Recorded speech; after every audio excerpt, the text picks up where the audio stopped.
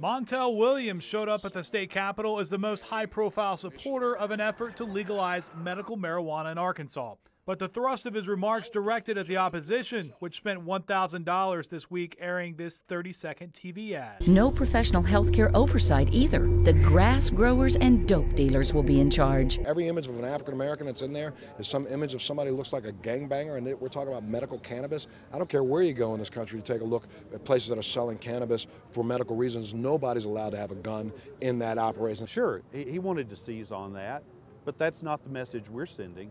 We're sending a message that this harmful act is going to impact every family in this state if it passes. Williams, who says he suffers from multiple sclerosis, has used marijuana for medical purposes for the last 12 years. I want somebody to explain to me why people in Arkansas do not have the right to the same medication as people in Washington, D.C. 17 states and the District of Columbia have legalized medical marijuana. Massachusetts and Arkansas voters will weigh in November 6th.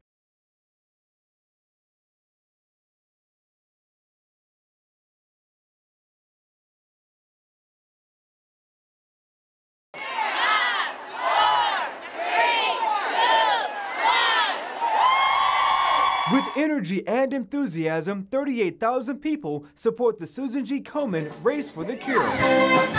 Early this morning, survivors with Pink Power covered downtown Little Rock, waving for an end to breast cancer. I look forward to this each and every year. My daughter and I, we come, we're up, we're excited. The crowd is just so hyped. And hype is an understatement. The event even gives the Little Rock Fire Department a reason to dance for money. But they won't pocket the dollars because the proceeds they raise support patients like Beverly Hill. When I was 3 months pregnant with the twins, this is Spencer and Logan, I was diagnosed with breast cancer, and we went through 2 chemotherapy treatments and 2 surgeries together. So we are 13-year survivors this year. Planners say this event not only raises money, but it also serves as a source of comfort for so many Central Arkansas families. I love it, and I love it. The energy is so fun. So much love going to those suffering from the deadly disease. It's very emotional. I have a huge support group. And that support won't leave until a cure is found.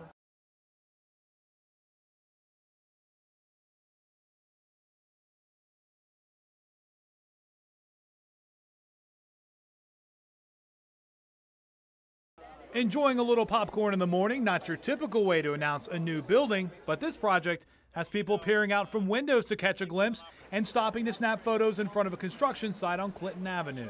As we fill in Clinton Avenue, it is a sign of the prosperity of our community. The arcade building is a 3-story, 60,000 square foot project that will become a 325-seat movie theater, along with a restaurant, retail, and office space. It's been our desire to take every parking lot that we can see from our windows right over there and turn it into something wonderful, and this, I think, is a good example of that.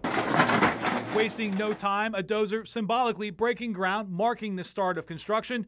But in reality, you could already find workers taking down lights from what was a parking lot. And Little Rock Police River Market downtown substation, that is going to move as well, but not too far, just here across the street where construction is already underway. Yeah, you know, our dream 7 years ago when we first started this film festival was to have a festival that takes place downtown. It's a pedestrian festival. Now Craig Renault and the Little Rock Film Festival organizers have their downtown flagship venue.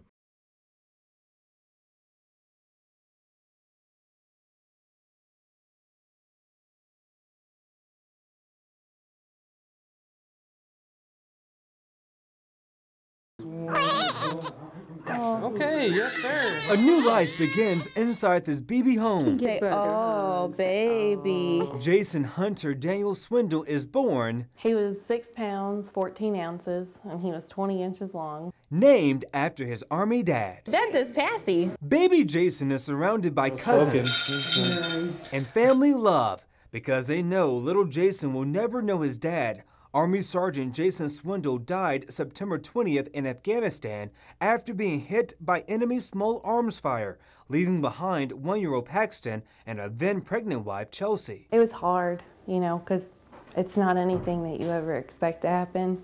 Being in the Army, it's something that you prepare for, but you don't want to. But he died doing what he loved, and so I think that's what makes everything a little bit easier. But Chelsea's spirit grew when Jason Jr. arrived December 3rd, and just like most dads, the sergeant right beside her. God's got a plan for everything, and I mean, this baby's even more proof of that. Despite Sergeant Swindle's death, baby Jason and big brother Paxton have plenty of uncles to help raise them, like Uncle John, who is also the sergeant's twin brother. Why is it so important to you that, you know, these kids don't grow up without a father figure in their lives? Because, you know, that's what kids need. They got to have a father, you know what I'm saying? Or a father figure, like you want to say. It's the way you're supposed to grow up. But there's more to this story. Little Jason came on the same day his dad was born. So not only do they share the same name, but also the same birthday. Did you plan that? I prayed about it, but there was no planning whatsoever. This baby had a mind of its own from the beginning. It makes you believe in miracles. I mean, because it was no medically induced whatsoever. It was all natural. Dad and baby also share bad habits. He already snores, so. With that, Chelsea says it's like her husband is still alive, and in a way, his presence is still felt inside this home. Oh, good job.